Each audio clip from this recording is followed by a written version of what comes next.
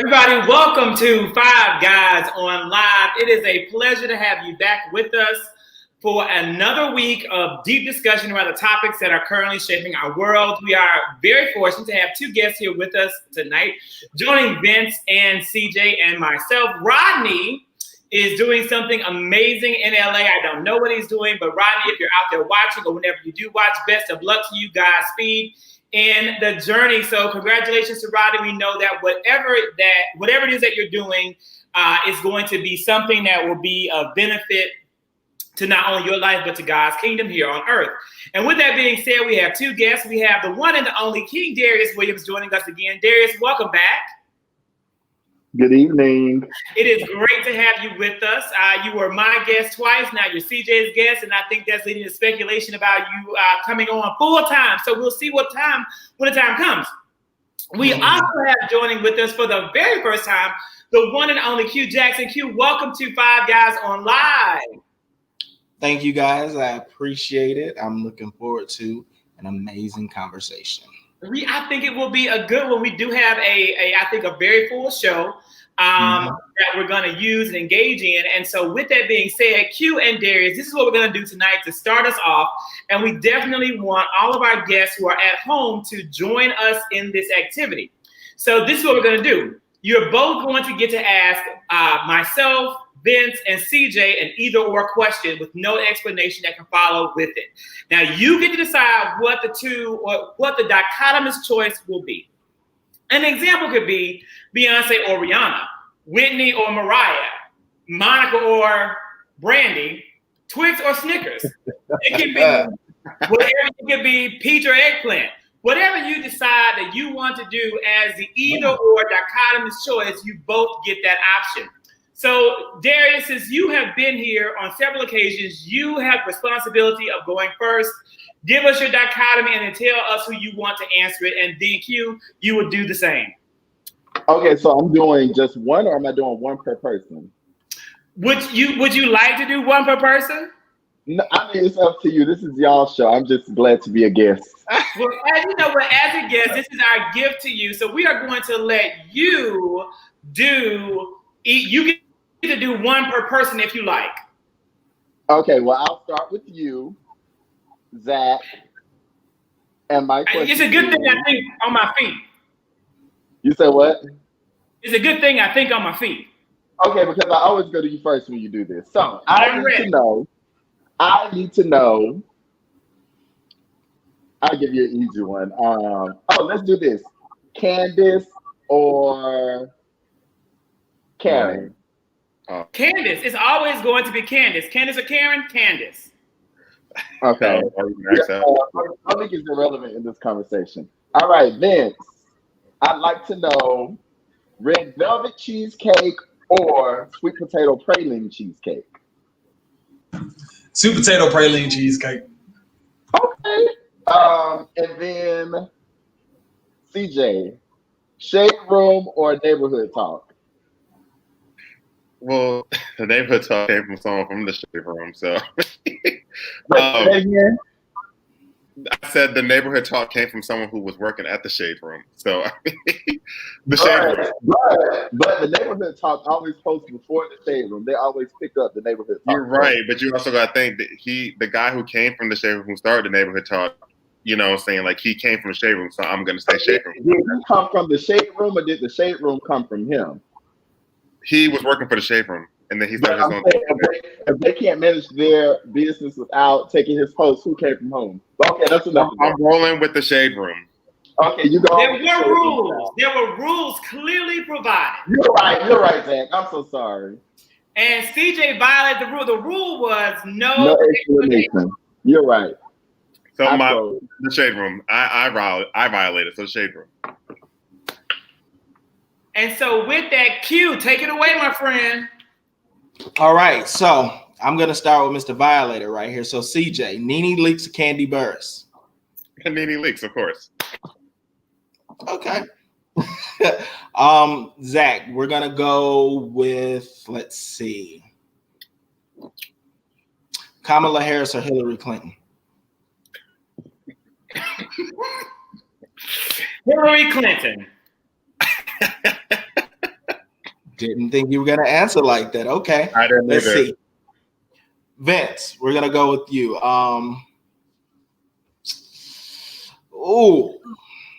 Here goes Crazy Boy Monica Jay. or Aretha Franklin. What?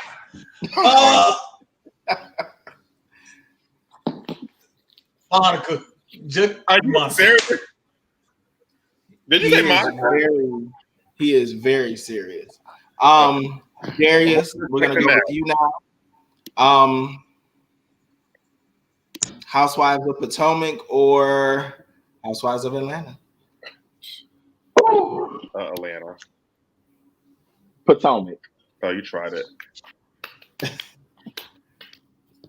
Did I get it? No, they tried it. I love it. I think that was a really great kickoff and a great way of starting off the show. And before you continue, Crazy Boy Jay, you might want to keep it cute because I just seen him comment just a second ago. So this is what he said. This is what he said. He's always saying something towards me. He always says something though, but it's okay. I haven't seen him in a while either. So he must have just started. You got a fan. Running high, Crazy Boy. Running high. He must have just started watching again because he hasn't been on the past few weeks. And I only missed 1 week. Crazy Boy Jay, we miss all of our supporters who don't tune in. I know that it's football season. Some of you are watching Monday Night Football, but you can always watch the game and have us on your phone, and you can toggle and do both. Q. Or some people are watching CNN for the swearing-in ceremony of the new Supreme Court. If you are watching CNN and the swearing-in of Coney Bryant, you are complicit in the demise of American democracy and the unrolling of rights for members of the LGBTQIA plus community and all people of color and everybody else who isn't locked in a cage. It is unfortunate and it is sad. It's a sad day in America. Crazy Boy Jay said that it is also cuffing season. So some people are right now cuffed up. Hopefully you can take some time and cuff later. But if you cuffed up, is that why he hasn't been tuning in lately? Yeah, maybe that's why Crazy Boy Jay hasn't been here. And I do know that football fans are not watching Amy Coney Bryant, nor are they going to do both. But you never know. Sometimes there are breaks in the games, and sometimes it can get boring. And with that being said, I think it's time to go right away into our very first topic of the night. Well, I'm going to, in a moment, run to get my charger. I am absolutely late. I was late to the show, late across the board because my getting dinner for my family took way longer than it usually does, but it's definitely, a well-fed home is a happy home. And so, with that being said, we're going to start right off with the big news of last week, and that was how 50 Cent, Curtis Jackson, came out with a nonsensical post supporting President Donald Trump for re-election because of his tax bracket. CJ, you brought to the table a great article in response from his ex-girlfriend, comedian Chelsea Handler. Tell us about that. So back in 2010, Chelsea and 50 Cent used to date, and she made it really publicly known once they broke up that 50 was actually one of her favorite exes. As you do know, recently 50 Cent went on a rant to say F black people, F New York, the New York Knicks never win. He is not voting for Biden because Biden is allegedly raising taxes by 62%, which is a lie, and he's not trying to pay that. Chelsea therefore came back and pretty much they had a banter back and forth. I'm not going to get into all the details because it was kind of graphic with the words, but she said she wanted to bring him back to reality and let him know that Black Lives Matter, that he is black, and that he needs to vote for Biden. And the conversation went back and forth between, as far as their relationship and things like that. She mentioned how, he was her favorite ex, but now he's not, and he needs to come back to reality. And she was also explaining about these rumors about Biden raising taxes so high were not true. It was just a mess, honestly. And 50 Cent, I'm not surprised that he made a comment like that, but I'm not surprised. I'm not surprised at all. Especially knowing his background and especially knowing what he's been through and his story from where he was to where he is now. So that's kind of crazy. And then to have your ex who is white, who was telling you to not vote for Trump, and that the things that are being said about the taxes being raised supposedly by Biden is not true. It's just crazy. It's crazy to me. We can't hear you. You're muted. CJ, you brought up some really good points. I think this is the time to open the floor. Candy says she don't like Candy doesn't like Chelsea at all, and she also said that 50 Cent is an attention whore. Her language, not mine, but I will use a curse word and say my fat ass got pizza. Candy said, "What did I get? I got pizza because it was quick and easy and close, and I was just pressed for time." So take it away. Nothing wrong with pizza. Pizza is actually good, depending on where you get it from, and you can work it out. You know, you do spin cycle class and all that. But 50 Cent, I'm not gonna call him an attention whore or seeker. Does he do things for attention, or does he do things to get the people talking? He said he does that. Yes, he does do things to get the people talking. Even if Candace doesn't like Chelsea, she should like her in this moment because she's actually bringing up some good points about the lies that's being told about Joe Biden, and that the lies that are being spread about Joe Biden about this extremely high tax raise, and to bring him back to reality that Black Lives Matters and all the things that's going on with Black Lives Matters, and especially, again, knowing his background and the lifestyle he used to live in, and I'm sure probably being a victim of police, I'm not going to say brutality, but I'm sure he had a few run-ins with police officers in his day. Before he became who he was now. So again, I think it's crazy that he's even saying this. I think it's absurd, to be honest with you. So Candace, you should be rolling with Chelsea for this moment right now, because she's actually sticking up for Joe and she's sticking up for the people, which is crazy because not all white people do that. You missed the part though, CJ. You missed the part where she offered up herself. She said they could take another spin. Oh yeah, she did say that. Well, I did say they talked about some things about their relationship. I wasn't going to get into it, but yes, she did. Okay. And I just, aside from a woman offering up herself sexually just being disgusting to me, the fact that a white woman has to offer herself up to a black man to get him to realize that, you know, he shouldn't be supporting a racist, bigoted person like Donald Trump is completely absurd. Is the word cone a slur? You said what? Is the word cone a slur? I don't think so. Repeat that. The word cone a slur. I use the word cone, so it's not a slur in my book. It's the conery for me. I call a cone when I see a cone. It's the conery for me. Whatever. It's the conery for me. So I guess I'm just going to go ahead and jump in. I absolutely feel that 50 Cent is one of the biggest attention whore, attention seekers, conversation starters out here. He knew exactly what he was doing by making that comment. She knew exactly what she was doing by making the comment she was making. Me personally, I would not be forced to change my opinion by the offer of some old white lady snatch, but you know, everybody's a little different. But yeah, I think 50 Cent is just an attention whore, and it's unfortunate because him and a few other people who are concerned about the tax bracket, I feel like they've gotten to the place where it's all about your pockets and it's not about the issues that are going on in the world. You forgot in a way that you were once the people that, we're fighting the change. You forgot you was black in a way. So I understand what Chelsea said when she stated that, but yeah, that's where I stand on that. Yeah, for me, there was an interesting quote that I want to read to you all that I pulled from it, from Chelsea Handler herself. I had to remind him that he was a black person, so he can't vote for Donald Trump, and that he shouldn't be influencing an entire swath of people who may listen to him because he's worried about his own personal pocketbook. So my stance on this position was beyond Chelsea and beyond 50. The fact that she said that he shouldn't be influencing an entire swath of people. I feel like right now in today's society that we hold these celebrities in a higher regard than we should. I feel like we need to sort of develop cognitive influence, if you will. When we go to the polls, when we're researching, when it's the election season, election cycles and stuff like that, we always hear the conversation about pandering, and we always hear the conversation about, people using celebrities to influence people to, you know, sway them to vote and rack up numbers in the polls and this, that, and the third. And I just think it's a disservice for us as citizens or us as normal people to be that easily swayed.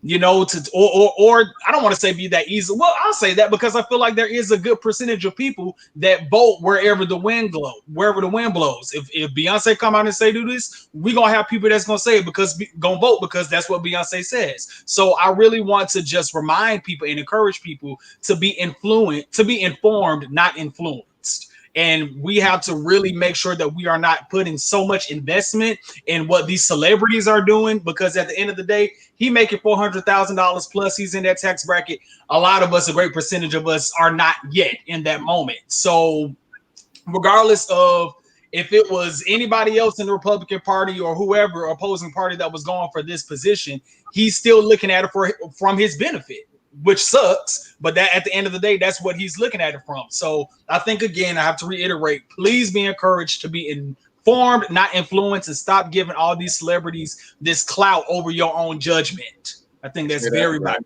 Say that again.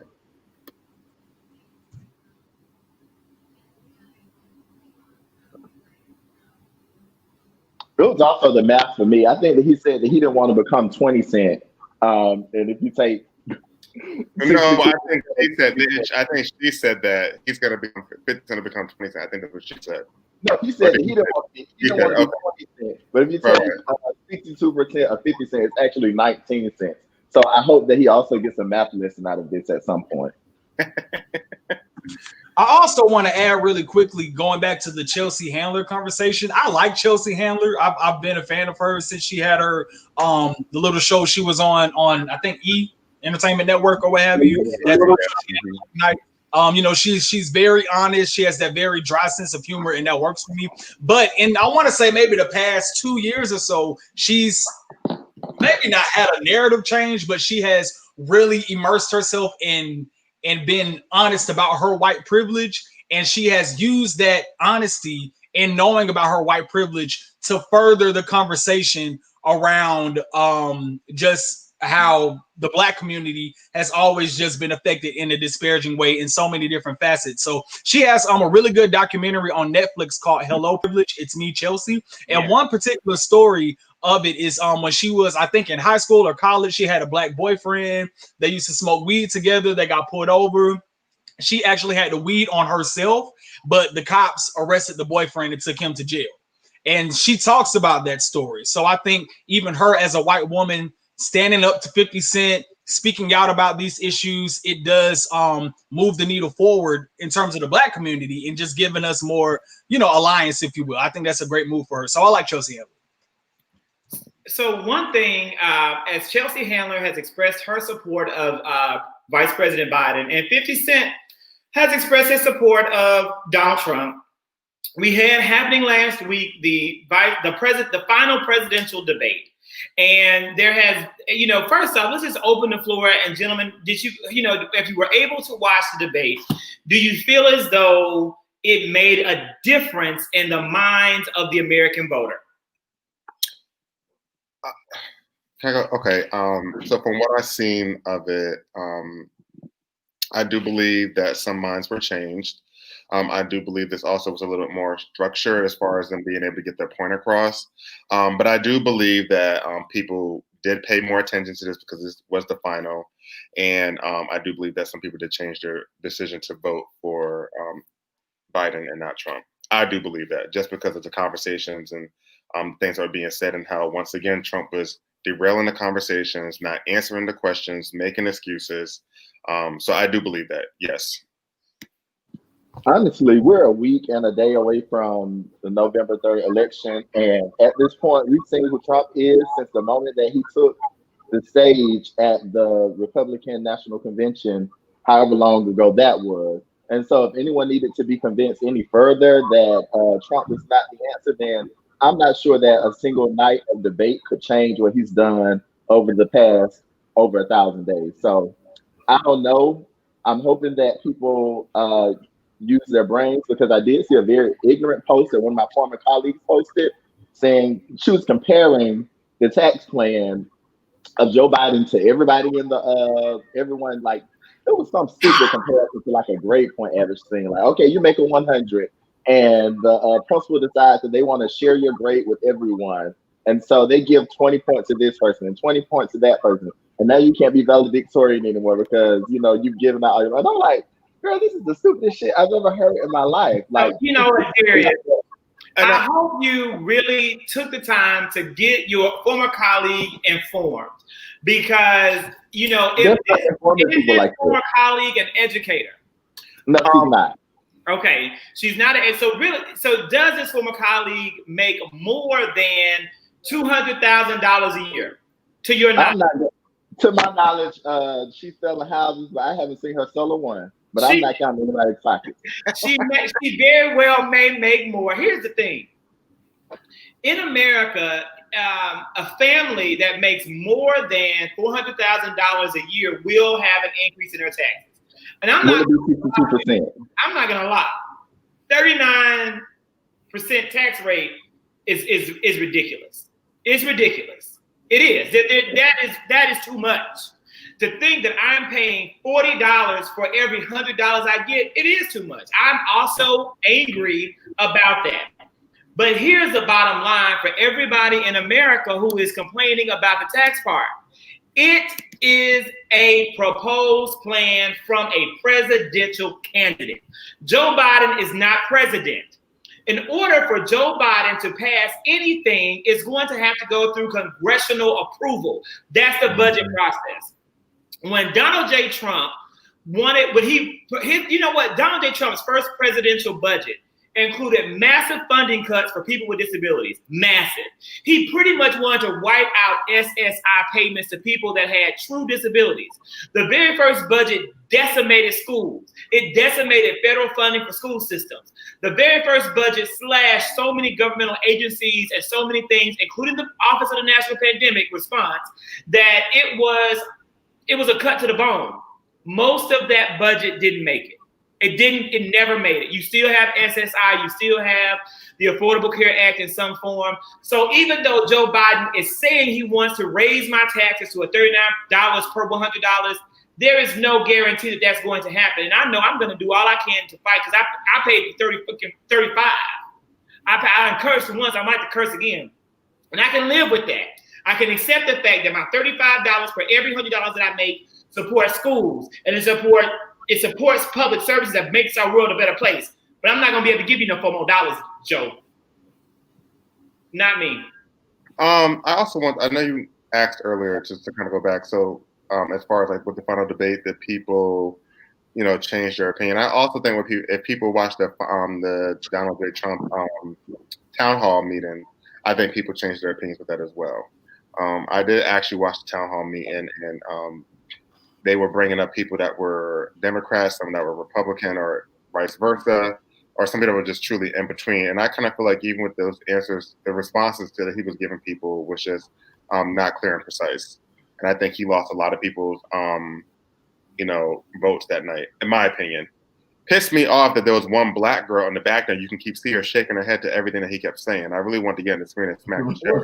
She's an actual candidate for office in Florida. I didn't know who she was. I just seen her in the back. I just seen her agreeing to everything that he was saying. I'm just like, are you serious? I really just wanted to jump through the screen. I didn't know who she was, though. So, and I feel like, I'm sorry to interject. To that point, CJ, she is, I want to say Latina, if you will, like Afro-Latina or something like that. I know News, they actually found her, and she had a whole interview with them. But at any rate, going back to the question that you posed, I do feel like there is a very, very, very small percentage of people that were swayed. I feel like there's an even small percentage that are undecided still, or you just not gonna vote. Mm-hmm. Right now, we have over 61 million Americans that have voted thus far. And again, the election is next week. I feel like watching that third debate, a lot of people already had their mind made up, so they didn't even vote. I mean, they didn't not vote. They didn't even watch the show. For me, it felt like the first 35 minutes was like a copy and paste from the first one, because both of them were actually saying the exact same thing. It wasn't until later on into the program where Joe really started to, come out a little stronger in his strength in both of their, answers and replies, though it was a lot of dodging and unanswers on some ends. He did, of course, reveal just a lot more and bear more honesty, bear more transparency, which is what we expect from Joe. For me, the biggest shock of the night, and I'm so shocked that the media didn't really expound on this more, was when he finally took ownership for the deaths for coronavirus. And when he said, I'll take ownership. I'll take ownership. Like, Joe looked crazy. I was looking crazy. Everybody was looking crazy. Like, you, who? Like 200,000 people later, you now want to take ownership? So that was a big thing. But for me, it's like, it's too late. You already done made your bed. Just lay in the thing. It's too late. So let me ask you this, everyone, all the guys. Do you think, with it being literally a week away, do you think that Alan Lynchman, do you think with the numbers, do you think that Biden's going to truly win? We can't hear you, Zach. Yeah, I do. I believe that Biden is absolutely going to win. We've talked about that on the show, previously. Number one, people who do polls, people who do statistics for a living, this is their career. In the same way that Darius has degrees in, technology and instructional technology and education, he is trained in his field. In the same way that he is trained in his field, in the same way, CJ, that you are trained to do finance and banking and the work that you do in the business world and the work that you have studied and do events for entrepreneurship. Guys, this is what pollsters do. They are very rarely wrong. Also, they look at a variety of data sources. This is their career. If they're wrong again in 2020, then you're going to have people that are going to lose their jobs and a whole industry that gets discredited. This is a huge difference also in regards to polling in 2020 and 2016.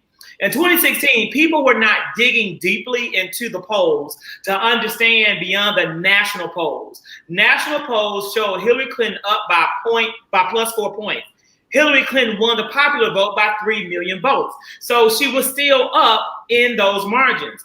People were not looking at the battleground state polls. I went back and looked at the battleground states. Wisconsin, Michigan, and Pennsylvania all had Hillary Clinton up, but she was up within a margin of error. So that means that it could have gone either way. As of today, Florida and Georgia and North Carolina are within a margin of error. They may go for Trump, they may go for Clinton. But in regards to Wisconsin, Michigan, and Pennsylvania, where it really matters, Joe Biden is leading significantly. Can something happen between now and the election to change course? Absolutely. Is it likely to happen? Probably not. Every single day, Donald Trump digs himself into a deeper hole. From last night's interview on 60 Minutes and his disrespect of Leslie Stahl to the Senate's forced confirmation of Judge Amy Coney Barrett. Now I will refer to her as Justice Amy Coney Barrett of Gilead. You still have him doing things that are hurting himself drastically. From Mike Pence traveling around creating super spreader events while he has been in contact with COVID. The American people are not happy. They're not pleased with this. And the fact that so many people, I think it's 30 million people or to 50 million people have already early voted. I know we have 2.6 million people here in Georgia early voting. That is a recipe for success for the Democrats. Last point I'll make to move on and open back up the floor is this. Republicans in Georgia put a lot of things in place to keep Democrats from voting, to hurt the vote. They were counting on Democrats and Black people to go to the polls on November 3rd. November 3rd is going to be a disaster. November 3rd in Georgia is going to be a nightmare. But guess who's already voted? Black people and Democrats. When those polls are a nightmare, they're going to be hurting the Republicans.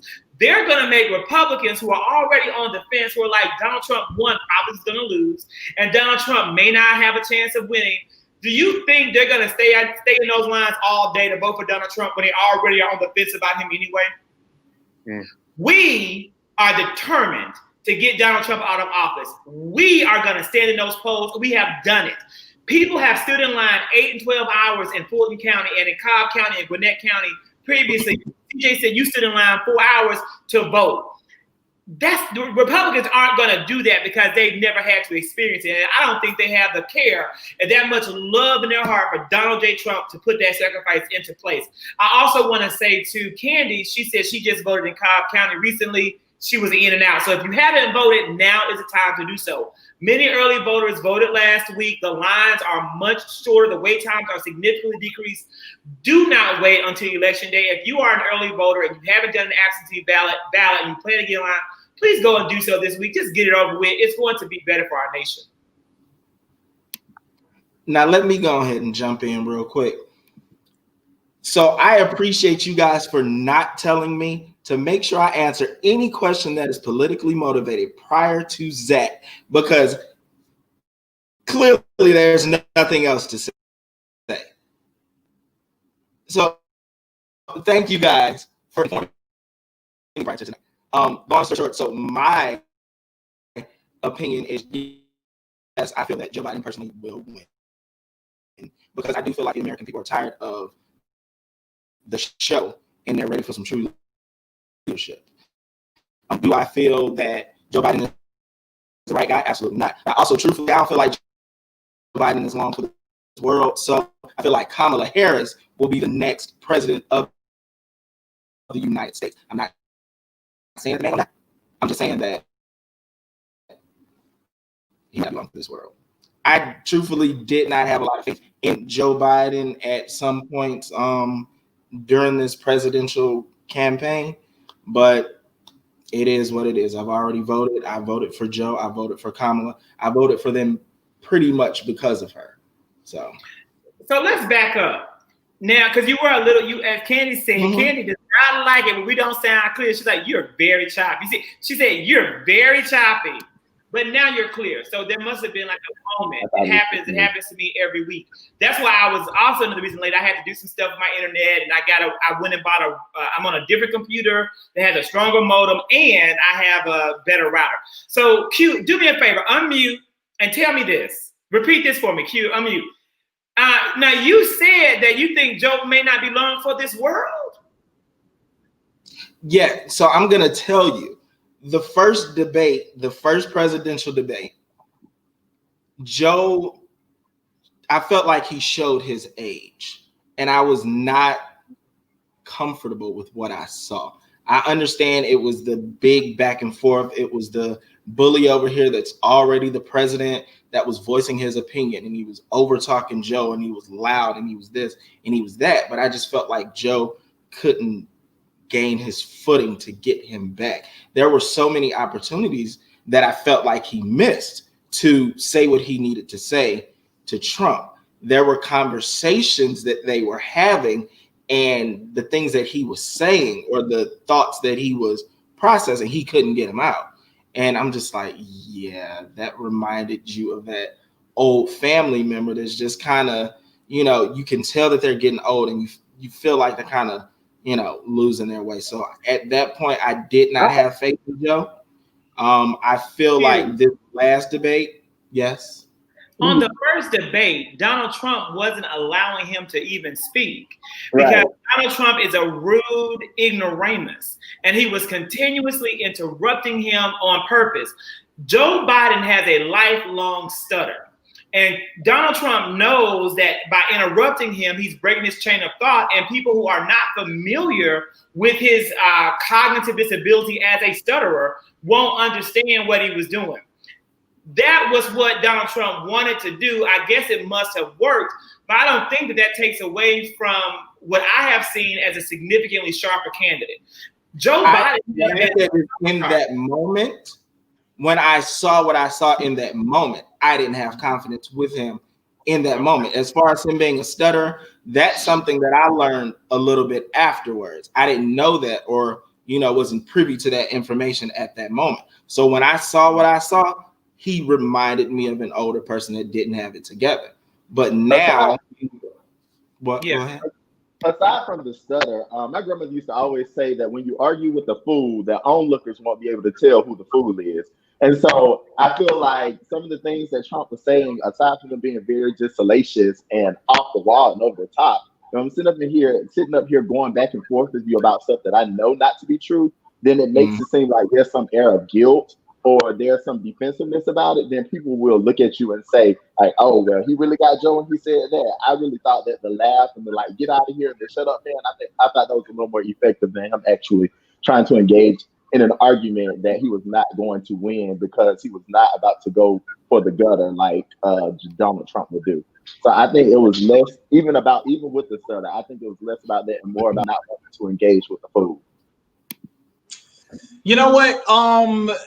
I actually see the debate through both optics, if you will. But to even go, well, piggyback on Q's point, I know that beyond the stutter, I know I'm not an ageist or anything like that. But there is a good number of people that feel the way or were uncomfortable with Biden's delivery beyond the first debate through the entire campaign cycle, interviews, the final debate, so on and so forth. And it was something that I think Saturday Night Live or somebody recently did a breakdown on Biden and Trump, and they both were saying that they are both older than Obama.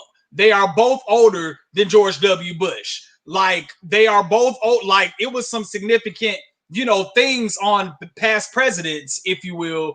So that's sort of, I don't want to say validated, but to a degree, people that have the position that Q was speaking on, it sort of validated their concern. And I've heard from many people that Biden might be a one-term president, and he's just doing this to knock down the door to get Kamala in there for the second term. So I think that is a strategy possibly for the Democratic Party. And I also feel like, again, to Q's point, a lot of people do feel that way as well.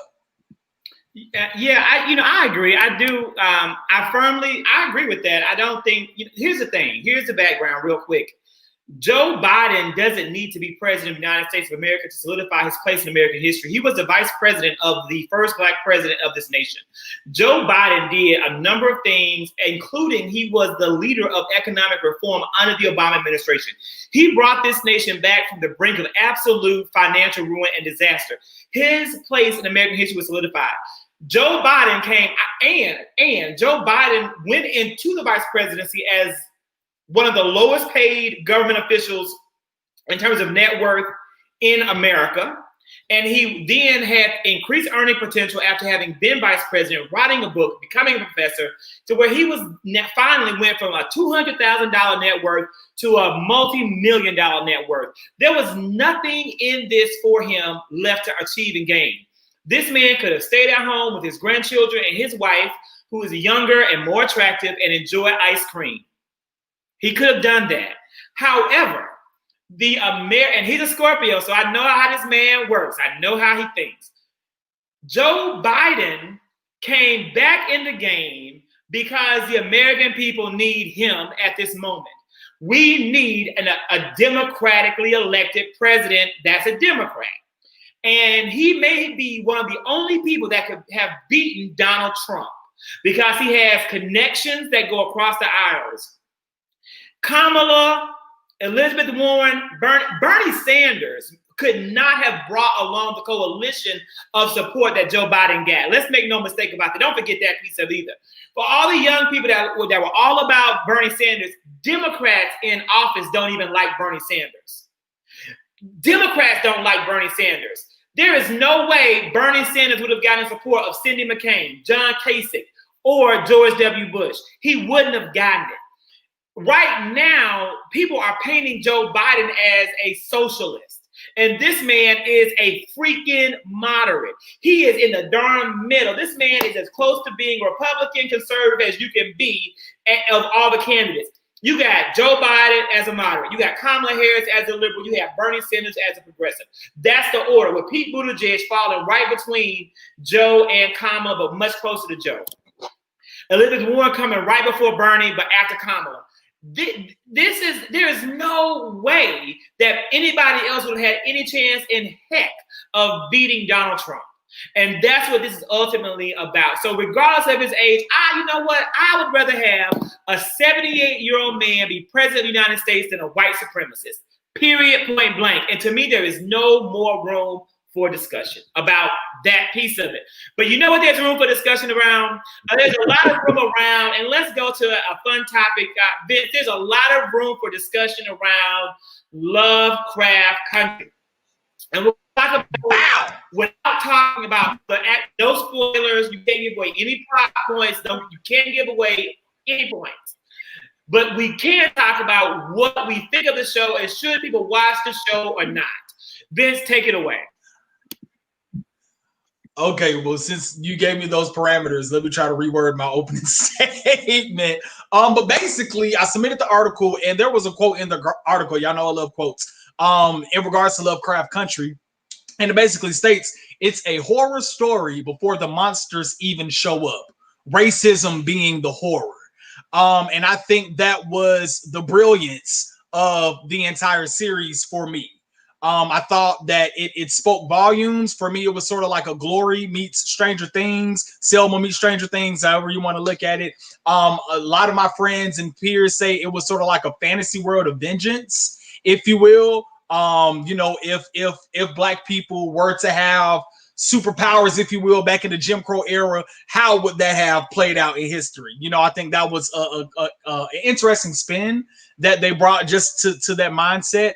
I really also like how they illustrated a lot of just very, very, I don't want to say popular, but just major things that happened to our race, to our community, going back during the Jim Crow era, from the Tulsa Massacre to sundown counties and stuff like that. So I really thought that the entire series brought a lot of things that were sort of hidden in our history books, or especially my history books coming up in middle school and high school, that I've always wondered about. And it just brought it to just a major light and a major platform, which they all deserved, if you will. And also just digging deep into it, you know, in earlier episodes we were talking about, or the article I submitted about changing the black narrative, the Black words and stuff like that. And so when we hear the word or the term Black magic, it automatically comes with like voodoo or some negative connotation. But when you think of Black magic in regards to Lovecraft, it sort of was like, well, they're using it for the good. They're using it for family. They're using it for protection or what have you. So I hope that Jordan Peele, in my opinion, really portrayed what he wanted to portray.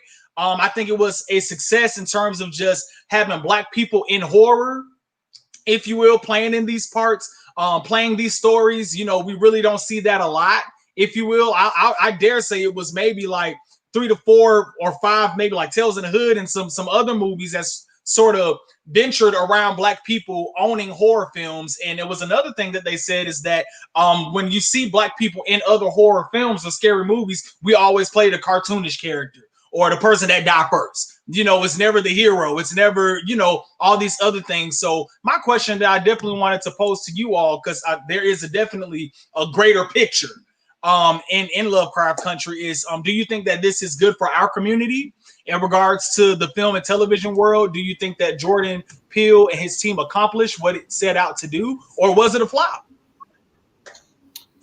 So, go ahead, Q. You sure? You want to go first? Okay. So, me personally, I feel we'll go to Q and then we'll go to CJ. But I just want to say, Scorpio's Unforgiven, watch out. Yep, we are going to get you back, James. I'm going to get you back for that comment. My birthday is Tuesday. Y'all ready? And shout out to the Pisces. I saw a Pisces in here. So we're going to go back to what I was saying. I definitely feel that Lovecraft Country was an amazing show. Hold on, Q, do me a favor. People don't give Q, do me a favor. Q, do me a favor. Yeah. I want you to log off and then log back in, and we're gonna put you right back in the show. I bet that, and also disconnect from your internet and connect back to it. That's probably gonna fix it. Because this show is pulling a lot of power from your internet, and you may, if you hadn't cut your computer off for a while or been disconnected from your router for a while, it may be why you're choppy. So log right back on for me. And while we're waiting for you to log back on, CJ is going to give his point, and then we're going to come right back to your thought on Lovecraft. Okay, so I actually was talking to Vince about this yesterday. So I actually haven't got to see all of Lovecraft. But first, shout out to Jordan Peele. I think he's amazing, and I have heard nothing negative about this show. And if I know Jordan Peele the way I know him from his, movies and how he directs and how he's moved, I know there's a subliminal message in this series, and I'm sure it's going to get signed up for season 2. He did it with Get Out. He did it with Us. He has Candyman coming out, which is a remake, but I know he put a little spin to that as well. So anything that Jordan Peele touches is always a message to us on things that we're going through now, especially within this Black Lives Matter movement. People just got to pay attention, and you have to catch everything that he does, because it's always who is James? He's a good friend of mine. Well, go figure. Well, I'm gonna say how I want to, James, and either you can listen or you can hit mute on your end. No, what he was saying he wants Q to come back. He wants to hear what Q had. CJ, you're so defensive, just like Kenya Moore. Okay, you ready for that research? You on the wrong show, baby. But anyways, like I said, again, I haven't watched it. I caught that.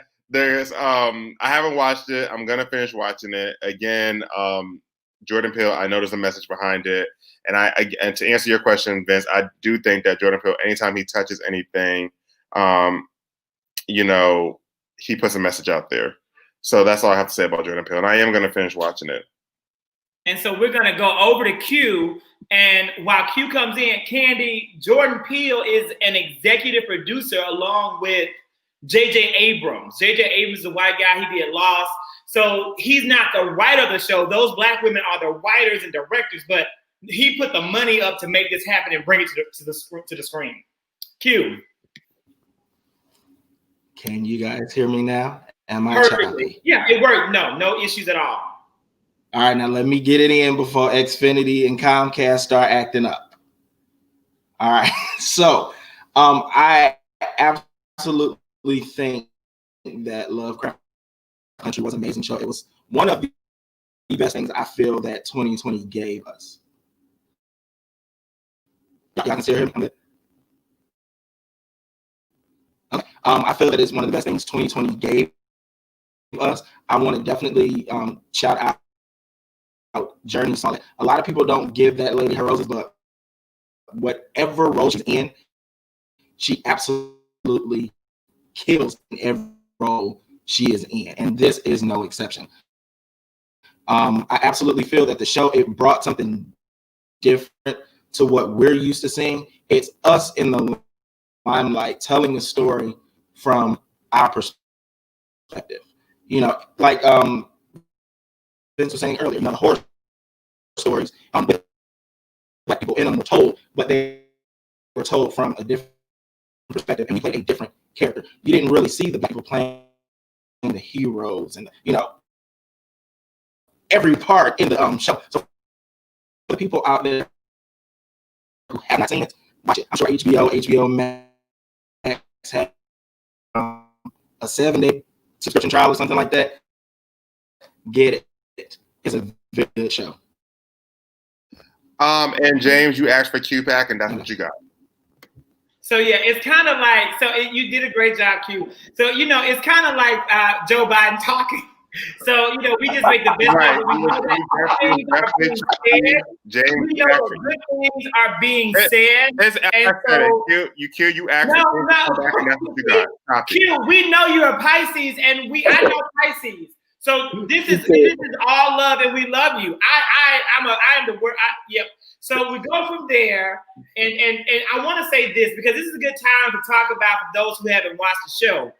Here's a surprise, because I think this will surprise people who know me. Well, Q was saying that he thought it was a good show, James. He was saying that it was a good show, that he supports the show. Here's a surprise for you. Zachary Kirk, I did not like the show at first. And I'm going to give you my rationale as to why. In the beginning, the show, this is the truth. Some shows rush through a plot too fast. And in the beginning, episodes 1, 2, 3, and 4, they were rushing to give you a lot of backstory so you could get to the end. The ending of the show was absolutely masterful. Episode 5, 6, 7, 8, 9, 10, excellent work. But they had to lay down a foundation too fast. This is a show that probably should have given us 13 episodes and not 10, because they rushed too much stuff in the beginning and a lot of people got lost. Now, Lovecraft, the people, if you read the reviews, this is what they will say. They will say, well, we gave you what's called the Lovecraft Country syllabus, and we gave you the Lovecraft Country reader, and we have the Lovecraft Country podcast. Let me tell you something right now. I have 4 degrees. If I watch your TV show and I don't understand what the heck is going on, there's a problem. Your show is too convoluted and rushed. And that's why I didn't like the show at first. But I will say that the show was good as it progressed, and the ending in that was excellent. Candy, it was everything you said it was in the end. But I also want to say, Vince, I do not agree with you about this. You're right. These are things that aren't in the history books, but I'm not gonna lie to you. There wasn't anything in the show that I didn't already know. And so a lot of people are talking about the depth of the show and how it took the Black community and all this. If you don't know about Tulsa and Greenwood at this point, then you don't want to know your history. If you don't know about the sundown towns and the Negro travel guides from the Green Book, then you don't want to know, the history. So I didn't learn anything, but I do realize that, again, I am older with a birthday coming up on next Tuesday, Election Day. And so I recognize that a lot of young people may not have had grandparents that sat them down and taught them. Like I was blessed. And I posted on my Facebook not long ago, I posted a picture of my great-grandmother who was really, her dad was a full Choctaw Indian. Her mom was half Black and half Choctaw. And actually the Black part was half Black, half white, then Choctaw. So she looked like an Indian to me, but she refused to even register as an Indian, even though she would have not had to pay taxes, because she said, the world sees me as a Black woman and I am Black. And we will always be Black. And so that's what she did. And I posted that picture, but she taught me these things, and she helped me learn and understand how I would have to navigate the world as a Black person. My great-grandmother, she lived until I was 23. But we would have deep conversations about what it meant to be Black, period, and how we had to interact and engage and still strive towards making people respect and honor us to get the dignity in life that we should be given just because of birth. So I get it. I understand it, but I still can't give the show credit for that level of depth. And so we have some comments here. Q still make more sense than CJ, even though I can only understand every other word. Crazy boy Jay, do you want what is that you want with me? Keep it on. You want something? You always coming for me. Like you always feel the need to say something to me. So, do you want to tell me how you really feel? Keep it on the playground. So James says if you be nice to him, he'll be nicer to you. Wink, wink. So it could be that Crazy Boy and James are both wanting to be a little nicer. He has DM slide in them. Candy, yep. Okay, so here's a good question too about the spirituality nature. Is Lovecraft Country and their edification of the magic world anti-Christian?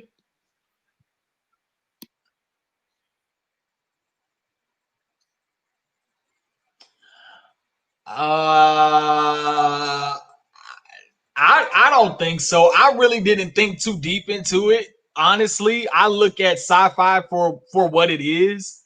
I just saw it as a show. I'm sure in other people's perspective, I guess it could play off of, witchcraft and, the whole spirituality of things and stuff like that. But for me, I just keep it, as entertainment, because I know my relationship with my God and I can't be swayed in that. So I feel like if you're confident in who you are and whose you are, that shouldn't really, this is me personally, that shouldn't really falter or alter how you sort of, look at entertainment. Like, let people entertain.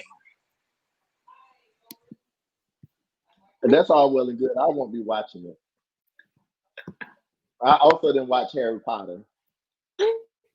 Oh, y'all so saved. Let me tell you about these ratings though. So the season finale, of the freshman series hit viewership highs on both linear and digital, with 881,000 viewers tuning in at 9 p.m., which was up 16% from the series debut. And on HBO Max, more subscribers viewed the finale of Lovecraft Country in its first day of availability than the other new episode of any other original series on the platform. On top of that, Lovecraft Country has taken the #1 spot on HBO Max when it comes to the original series, and the first episode is almost at 10 million viewers as well. So wow. I think that's great numbers, and we'll probably see them again. Very impressive. Very impressive. I am Black Power. Okay, I'm Black Power. I want them people to get their money. But you're not gonna watch it. But I'm not gonna watch it. My best friend is actually an extra. My best friend from second grade, well, pre-K actually. I was walking into my living room and my roommate was watching. I was like, "That's my best friend." So she was actually on the show, and so that's the part of the show that I saw. But you won't watch it and support her. You're a good best friend. I watched her walk. Okay. Q, what do you think?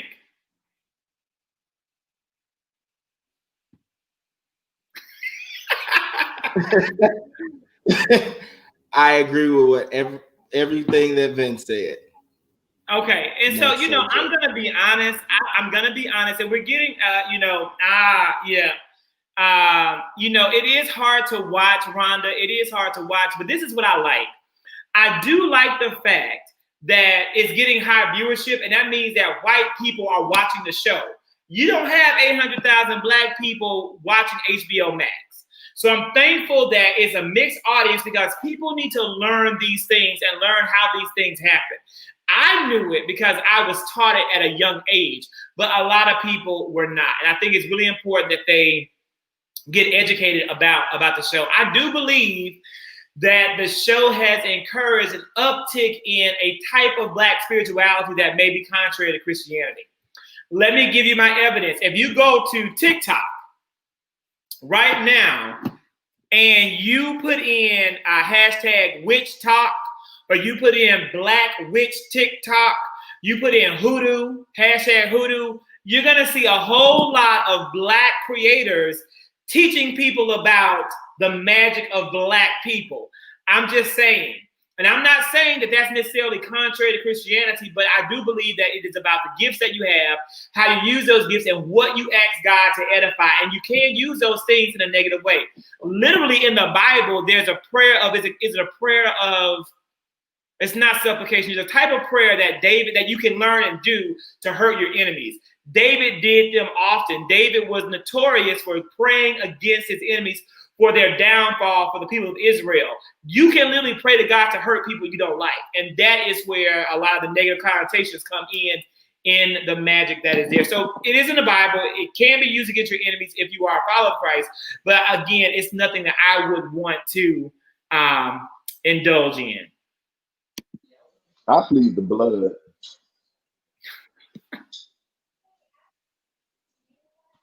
So with that, we're gonna go next into Shonda Rhimes, talking about, which is, I think, is a pretty another kind of controversial topic.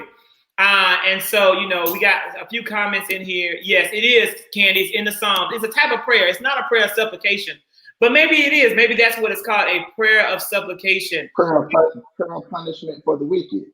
Is that what's up? The prayer of supplication? Yes. So yeah, it's a prayer of supplication. I was right. It's a prayer of supplication that you can pray to God to punish your enemies. So, again, it exists. It's real. It's actually biblically stated. It's in the Bible. So I want to say this. The next topic that we go to is about Shonda Rhimes. Just this week, Shonda Rhimes came forward and talked about what motivated her to finally leave ABC. This has actually been a much debated issue in the Black community.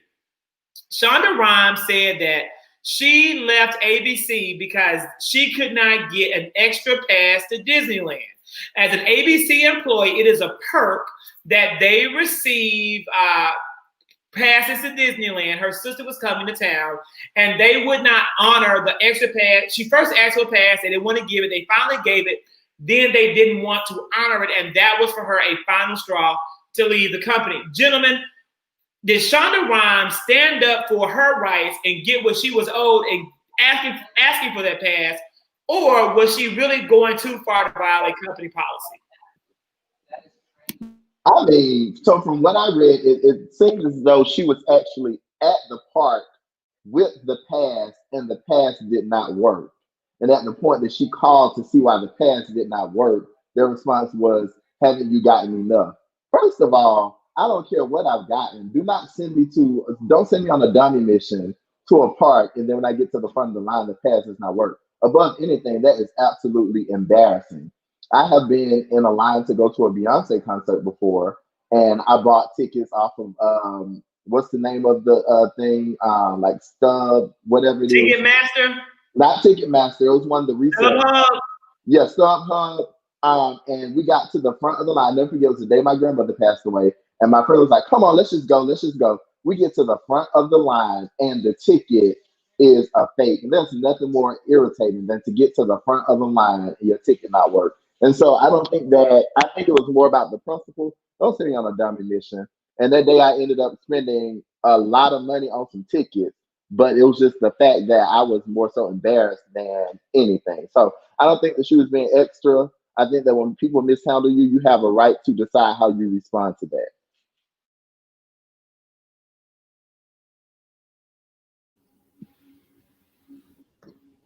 I'm going to say no. I definitely do not feel that Shonda overreacted.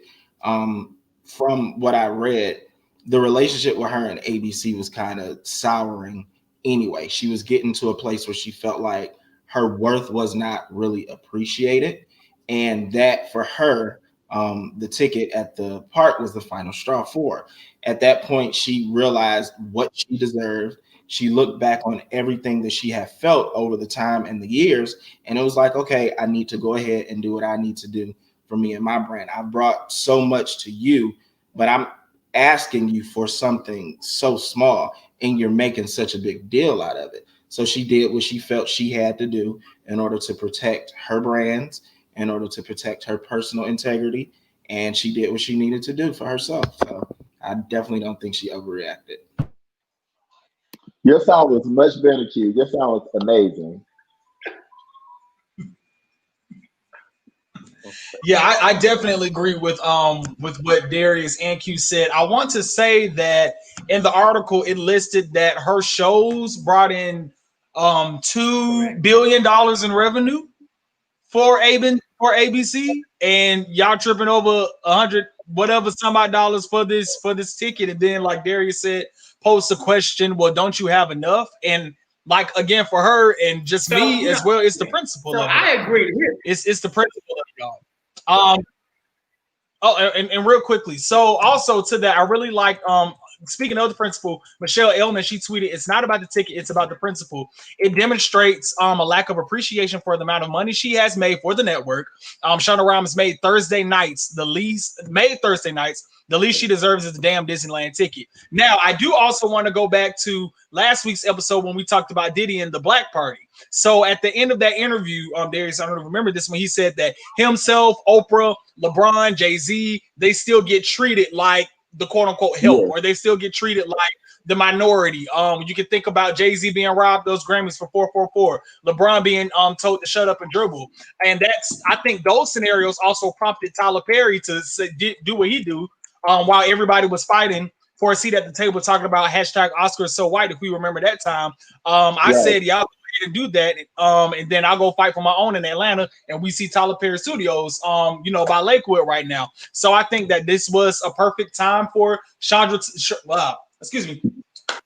to depart ABC, and it sickened me because Zach, when we talked about Disney during the Tinkerbell discussion, we were all for all their inclusion. They're doing like a great job at bringing in Black talent, or I know I was saying that, but this sort of shifted my optics on how the company mishandled a Black woman that again generated $2 billion for your company.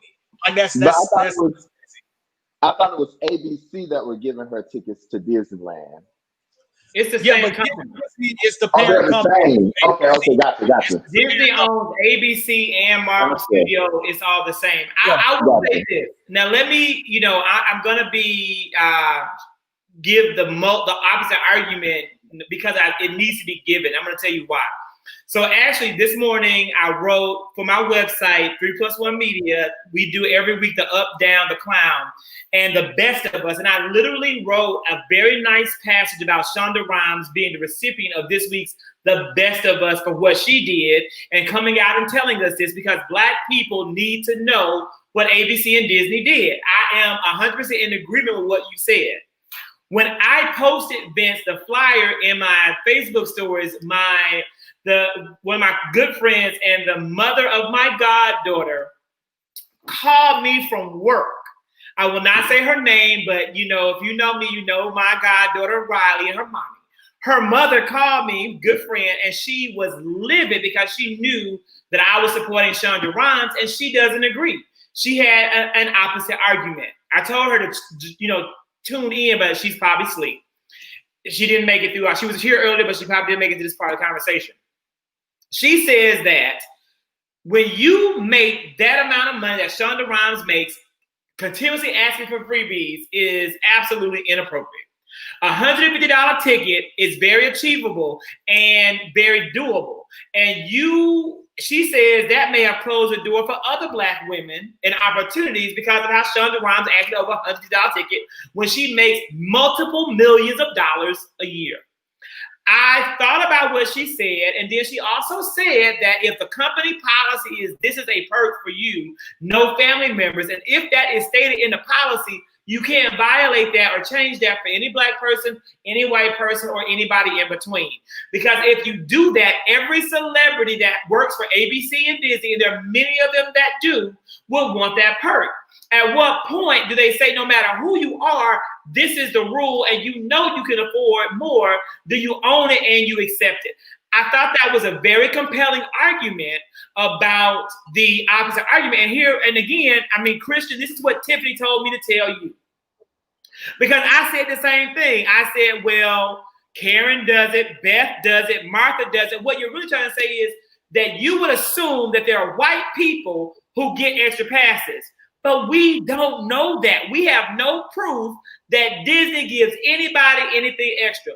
You could be Goofy's mama going to see your son Goof Troop around the park, and you still may not be given that extra pass. That's what Tiffany wanted me to tell you. I'm with you, Zach. I'm with you to a certain extent because, as you all know, I just wrote my first book. And the first person to buy my book was me. I was the first person to buy my book. The second person to buy my book was my mom. The third person to buy my book was my sister. The fourth person to buy. So it's the people who I would have considered giving the thing to free were the first people to go ahead and invest into this thing. And so for me, it makes sense that you will pay for something that you want, no matter what you think your relationship is with the company. However, to get to the front of the line and find out that the ticket doesn't work, that's a completely different scenario for me. No, and if that's the way that it truly happened, then I think that was completely, just completely out of order on Disney's behalf to give her a faulty ticket or whatever may have happened. Even if the ticket was a functioning ticket and something was a mishap, they should have approached it from a place of compassion and let us rectify it, as opposed to however they said, whatever, don't you have enough? If nothing else, don't you have enough? I'm sure that Shonda Rhimes is severely underpaid as a Black woman in the industry. I'm sure. So at the end of the day, her asking for another $150, I'm sure they got a little wiggle room to do $150 for a ticket. She is not underpaid. I'm going to tell you her net worth in a moment. In comparison to white men, she's making. No. Shonda Rhimes is one of the highest paid producers and writers in the industry. Now that I know for a fact. So for me, even to Darius's point, like beyond the dummy mission, if I already in the studio, in the creative process, was feeling some type of way, if y'all were pigeonholing me or giving me pushback on my creative input and ideas and stuff like that, I feel like this was just a story of confirmation. This was just a cherry on top. Y'all already giving me BS behind the scenes, and then you sending me on this dummy mission. Look, I'm about all over this.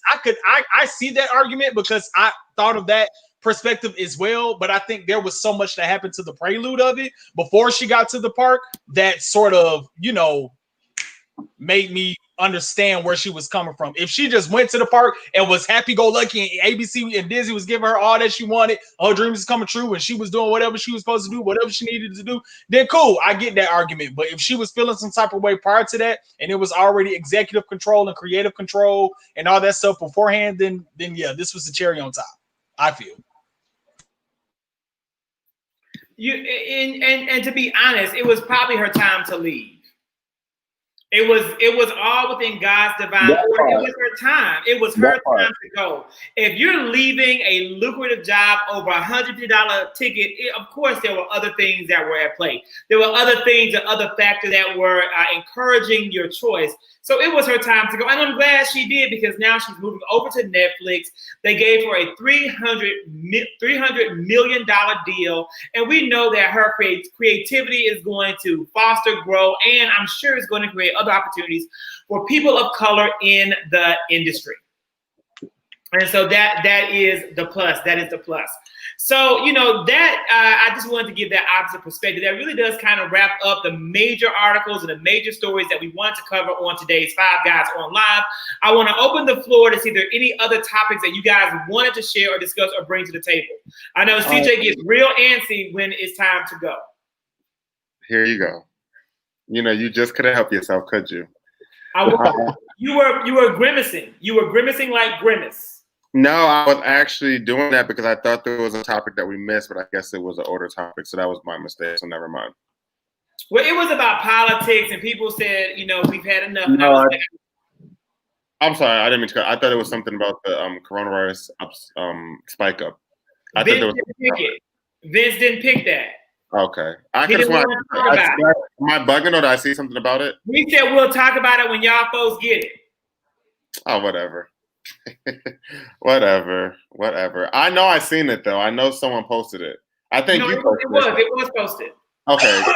No, it was initially in the docket, but the other article was the Biden rumors, which is, I guess, what we're right. I seen that too. Was that about his son though? About the email? It was about how the Republicans really don't want you to even understand the rumors. They just want to make accusations, and there's no evidence or facts to back them, and they don't care that there aren't. They just simply want this out there to continuously push a false narrative. Was it about his son, or was it about Joe? It's about Republican strategy. It was his son, right?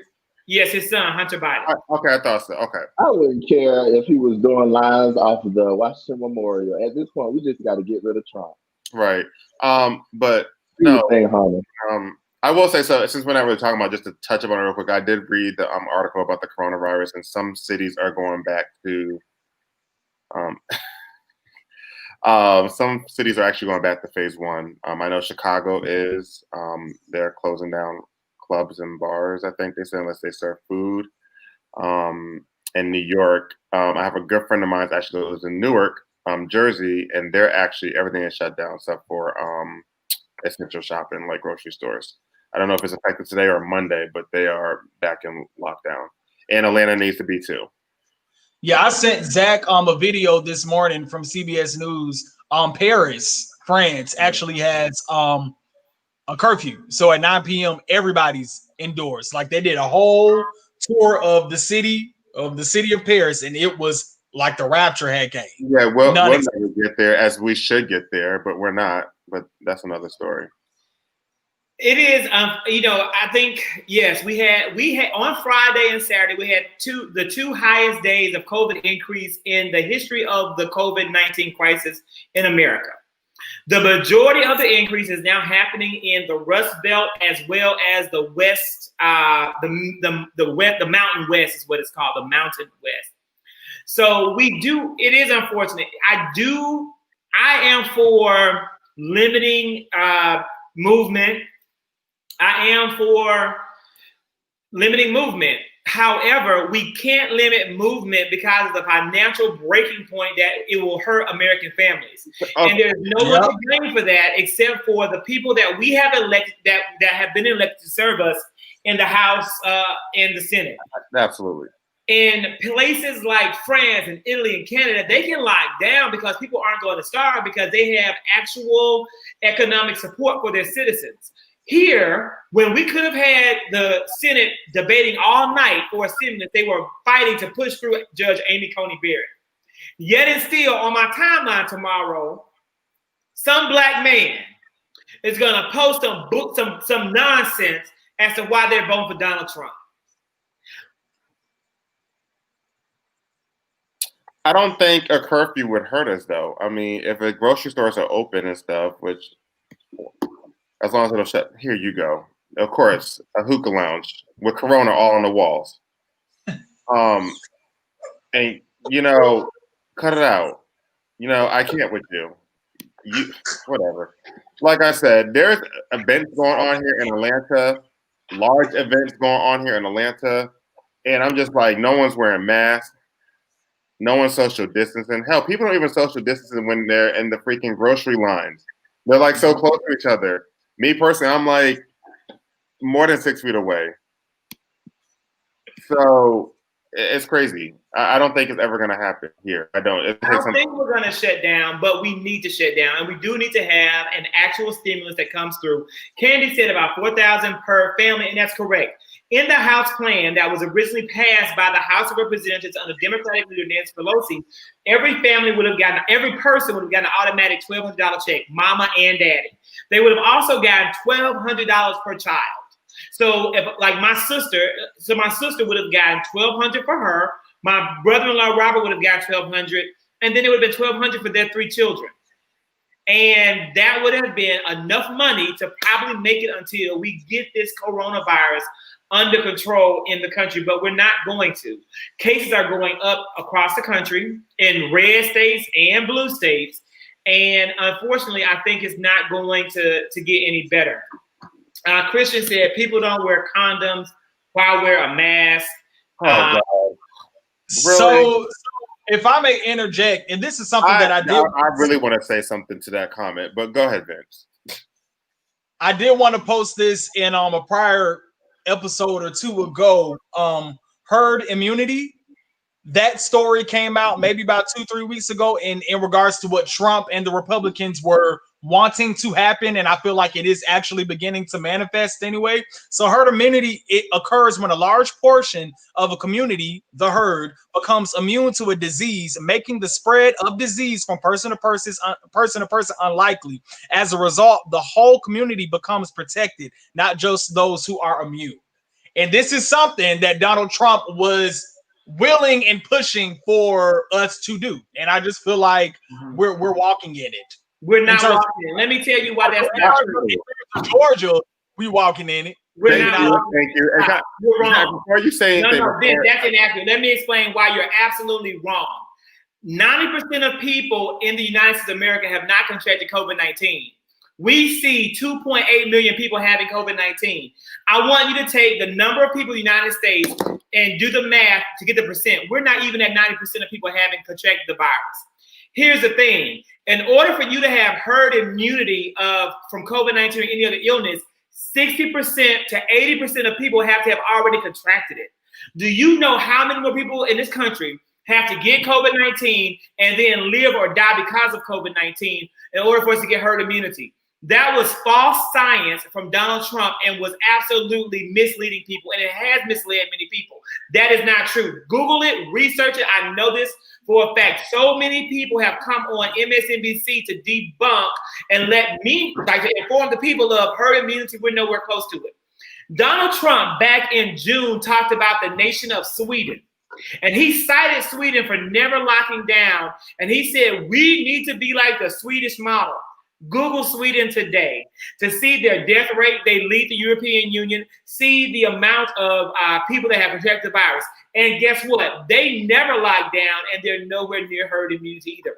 The concept of herd immunity is real, but we're not going to get it until we're going to lose. And we're never going to get there because we'll have a vaccine before that happens. But let's say we don't have a vaccine, it's going to take about 20 million more people to die. And it's not. It's the risk that we're putting people is not worth it. You think about this. One, if I get COVID-19, I don't know how my body's going to respond to COVID-19. Do I have any underlying health conditions that I'm aware of? No. Am I fine? Do I have any of the comorbidities anymore? I don't. I'm no longer obese. I'm not at the age where it should be an issue. But there are people who are 18 years old and healthy who died. There was a kid who died from this disease this weekend, 18 years old. We don't know what will happen to our body from a response to COVID-19. And to me, it's just not worth the risk. And the fact that our president is downplaying it and so many people are downplaying it, it's scary. Yeah, I agree with everything you just said. I just feel what's most concerning about me is that he puts that out there to the public as if to use it like a foreshadow. Like, I understand there's so many tens of millions of people that need to get infected in order for this to happen. But the path that we're on, especially in Jesus' name, he won't. But if he does get this next election, the path that we're on, I mean, let's call a thing a thing. We're definitely on that path to get 20, 30, 40 million people infected and get this immunity or what have you. So I don't like the dog whistles. I don't like the foreshadowing. I don't like how he speaks things into existence. That was very bothersome to me.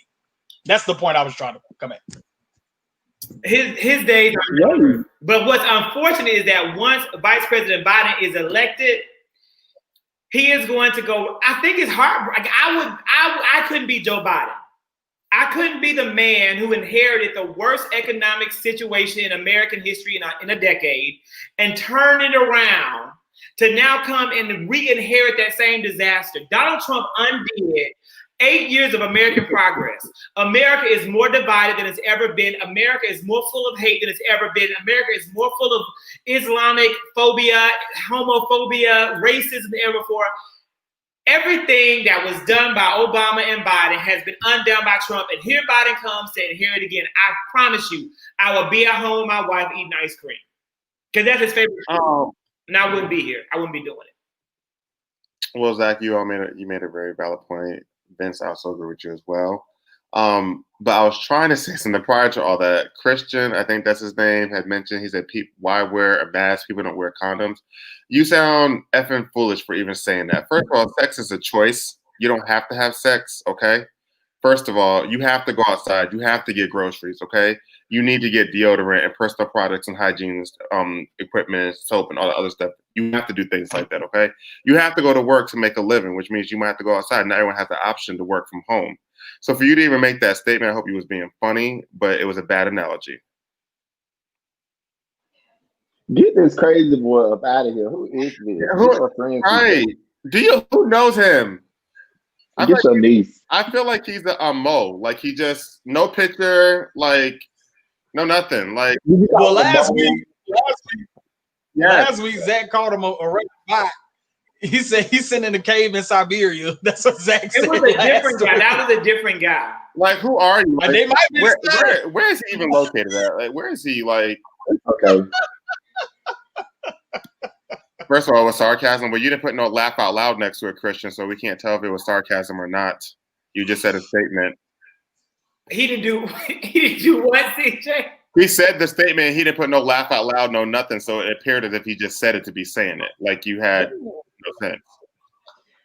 Oh, Zach, you know Crazy Boy Jay. Oh, Zach knows Crazy Boy Jay. I don't think he really knows you, Crazy Boy Jay. Or are you just saying that because he's trying to defend you?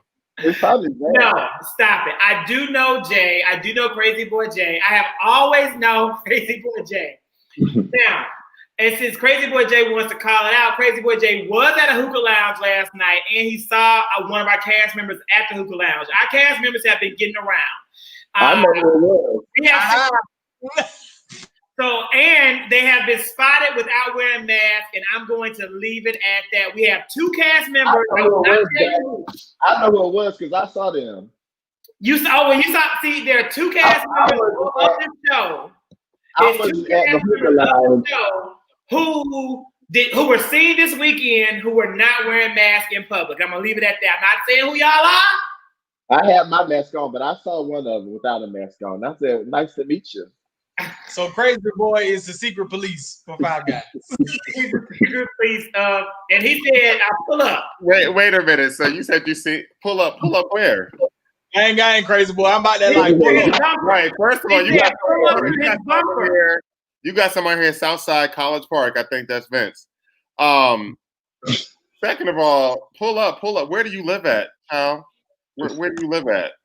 No, he said I'll pull up on you. And you will find out very soon. He's gonna pull up on me. CJ. He's gonna pull up on me. Yeah, I think there's a lot of tension in tonight. That's fine. If you can get through the parking deck first, and then get through the building second, you can pull up. Candy, I think that we have the same social life. It has been a pleasure to engage with you. Darius's book, I tagged it on my Instagram stories, so you can go to the Instagram stories and be able to go and see how to pre-order it. It's on his website. Darius, the website is what? DariusJamal.com. In addition, he is going to be sending me a link, and I'm going to put it on 3plus1media.com. And then Vince is also sending me a link to put on his cheesecake orders to route to his website as well. We want to also recognize, again, Darius has a brand new book that is out. CJ has cheesecakes. You can get your order in now. 31 flavors of that delicious Vince has raspberry, grape, cherry. He has all It's Vince that has the cheesecake, not me. It's Vince. You said CJ. It's Vince that has the cheesecakes. Oh, Vince has the cheesecake. Maybe I was talking for Crazy Boy Jada. Yummy yum.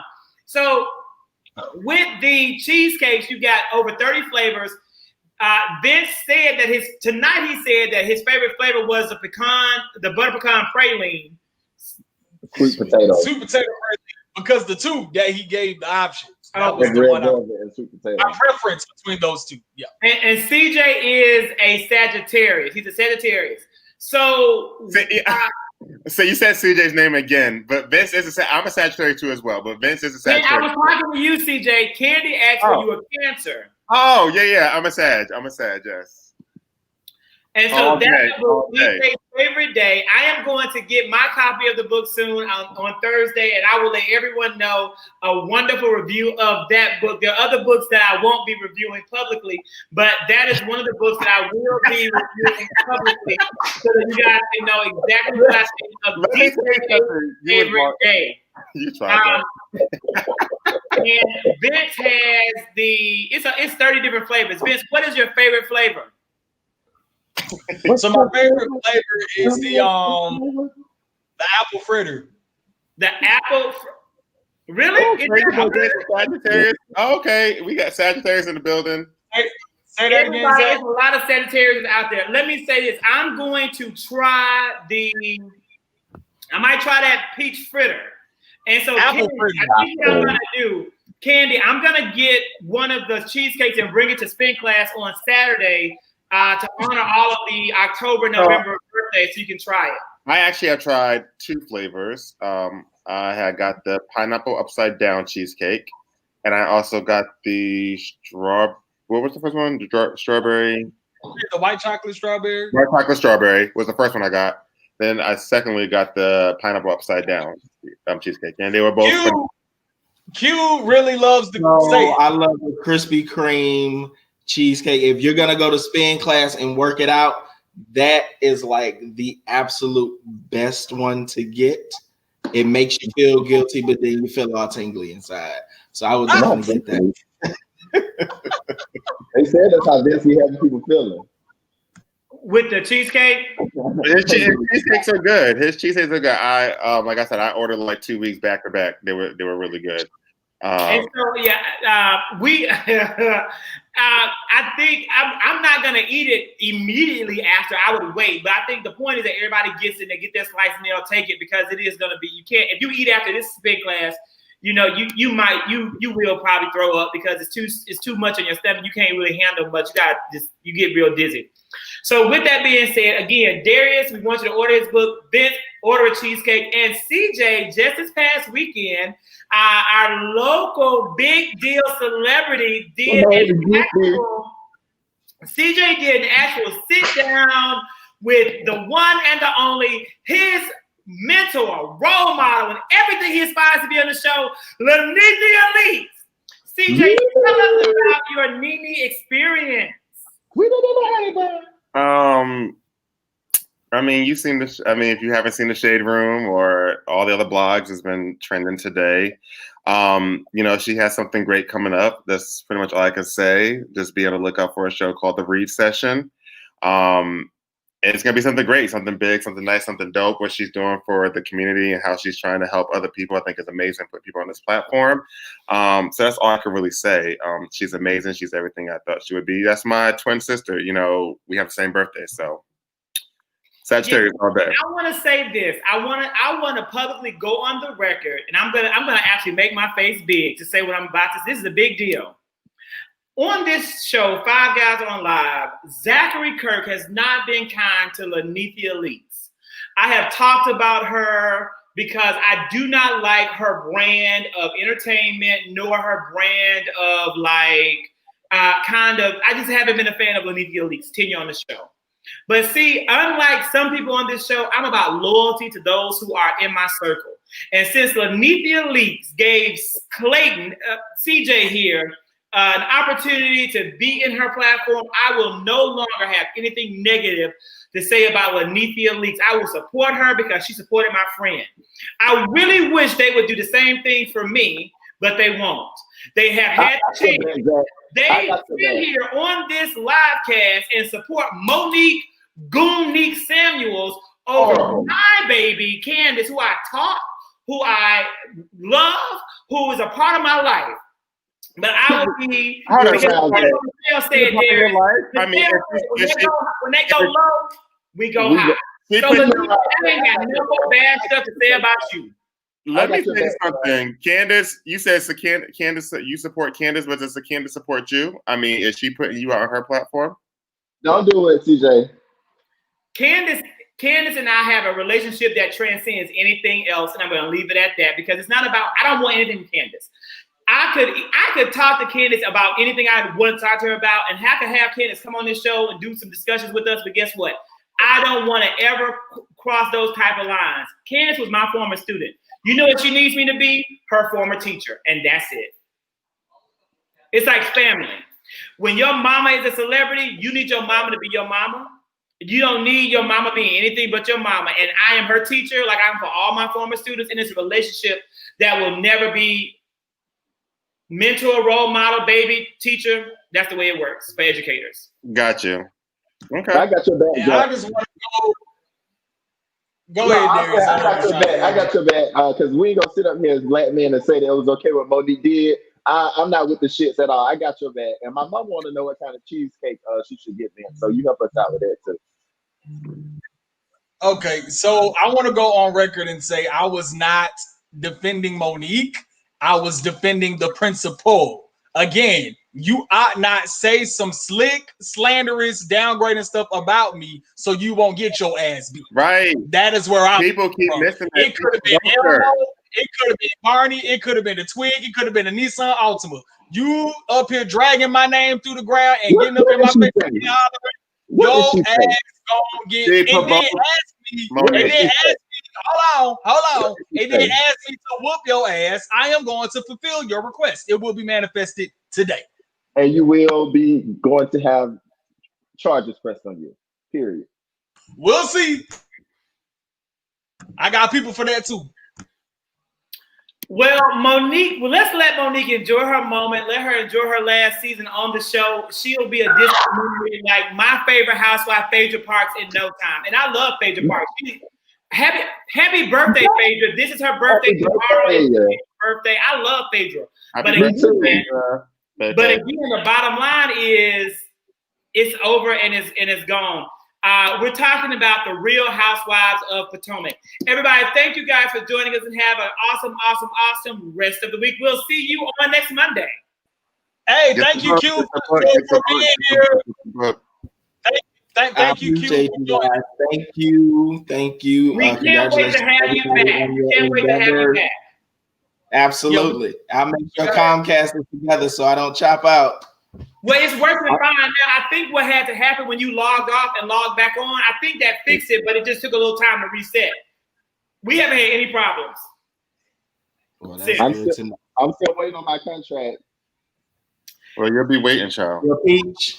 You will be getting in that contract exactly what we get, a whole bunch of work. Having a hot spot for the rest of the night. You got to get the votes.